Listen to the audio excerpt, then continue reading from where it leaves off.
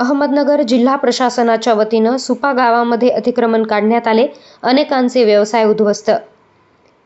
गेल्या अनेक वर्ष अनेक कुटुंब सुपा परिसरामध्ये आपले पोट भरत होते. विविध उद्योग व्यवसायाच्या माध्यमातून त्यांना अतिक्रमणाची नोटीस पाठवून आज त्यांचा उद्योग व्यवसाय यांच्यावर बुलडोझर फिरवण्याचं काम जिल्ह्याच्या प्रशासनानं केलंय.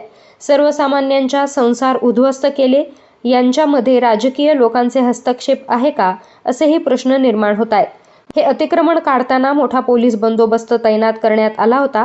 यावेळी अनेक व्यवसायकारांनी आपली प्रतिक्रिया व्यक्त केली आहे. यावेळी जिल्हा प्रशासनाचा आणि पुढाऱ्यांचा जाहीर निषेध व्यक्त करण्यात आला आहे. हे काहीही कारण नसताना हे आमच्या टपऱ्या उठवण्यात आलेले आहेत. याच्यामध्ये फक्त राजकारण वापरलंय आणि ज्यांचे खरंच हातावरती पोट आहेत त्यांच्या टपऱ्या उठवल्या त्या लोकांनी आणि हे राजकारण खेळतायत. फक्त आता जे खासदारकीचं इलेक्शन झाले त्याचे सगळ्यांनी यांनी आमच्यावरती अत्याचार चालवलेत. आचारसंहितेमुळे यांनी फायदा घेतलाय. पण होईल काहीतरी, यांना पण श्राप तर लागणारच ना गरिबांचे. आम्हाला दोनदा नोटीस दिले पण दरवेळेस नोटीस येतं, दरवेळेस हे लोक माघारी जातात. पण आम्ही जेव्हा साहेब लोकांना विचारलं तर साहेब लोकांनी सांगितलं की तुमच्या सुप्यातून 3-3, 4 आम्हाला झोपा येऊन देत नाहीयेत की तुमच्या इथून सारखे फोन जात आहेत की हे टपरे कसं कधी आहे, हे दुकान आरसीसी बांधकाम काढत नाहीये. ज्यांचे मेन दुकाने राहिले ते सगळे तसेच राहिलेले आहेत. बाकीचे सगळे ज्यांचे मेन काढायचे त्यांचे काढले नाहीत, फक्त गरिबांचे दुकानं काढले त्या लोकांनी. आमची सोय लावून द्यावी यांनी. असं नाही ना की प्रत्येक जणाला नोकऱ्या मिळतात सर, असं पण नाही ना की प्रत्येक जणालाच नोकरी आहे. काही धंद्यावरती आहेत, काही शिकलेले नाही आहेत, काही अडाणी आहेत. मेरा नाम शेख आतिफ है। मैं यहाँ हमारी ये धंधा है, टपरी थी यहाँ पे। तो अभी हम सब यहाँ पे कम से कम 200-500 फैमिली रोड पे आए पूरे। हमारे को बिल्कुल भी कोई रोजगार की व्यवस्था वगैरह नहीं है। ये सब छोटे से राजकारण, गांव का राजकारण, जिले के राजकारण में ये लोगों को टारगेट किया गया है। और इसमें सिर्फ क्या हो रहा कि गरीब लोग मर रहे, बाकी लोगों को जो लोग ये कर रहे जिसका है इनका बहुत बड़ा खुद का सबका बहुत अतिक्रमण है। फिर भी जो लोगों ने फक्त विरुद्ध दिशा में जाके प्रचार करे, मतदान करे, क्या करे, उसके वजह से ये सब चीज़ें घट रही। अभी वो क्या रहता, प्रचार अभी जिसके उसके पक्ष रहते, जिसको उसको जिधर उधर इच्छा देने का लोकशाही के हिसाब से अधिकार है।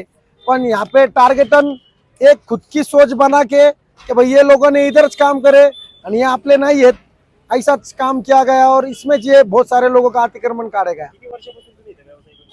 यहाँ हम 10-12 साल से व्यवसाय करते।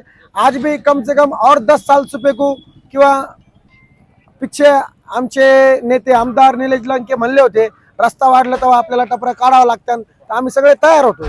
ज्यावेळेस रस्ता वाढेल त्यावेळेस आम्ही काढून टाकू, पण आज त्याची काहीच गरज नव्हती। अजून बी 5 वर्ष इथं एवढी ट्रॉफिक होत नाही की काय प्रॉब्लेम होईल। पण आज हे सगळ्या गोरगरिबांच्या पोटावरती पाय देण्यात आलंय। याचं शाप किंवा याचं पाप कोणाला लागन ते जे करणारे आहेत माइंडी, हे त्यांनीच बघावा। प्रत्येकाच्या घरात अंधार आहे 100%, त्यांचे परिणाम त्याला 100% भेटतात।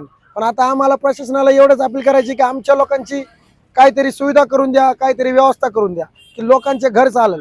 प्रत्येकाच्या घरात 5 माणसं आहे, 4-5 लोक आहेत, त्यांनी काय करायचं? ते उद्याच्याला रस्त्यावर भीक मागायला जातात का?